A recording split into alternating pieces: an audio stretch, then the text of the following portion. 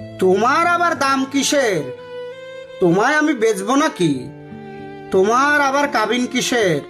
তোমায় আমি ছাড়ছি নাকি? পকেট মানি খরচা কিসের? যা চাও তাই দিচ্ছি নাকি? তুমিই উল্টো আমায় দিও, সব তো তোমার কাছেই রাখি। রূপের এত চর্চা কিসের? আমি ছাড়া দেখছেটাকে? বয়স বাড়বে, রূপ কমবে, এ সত্যটা মানছে নাকে?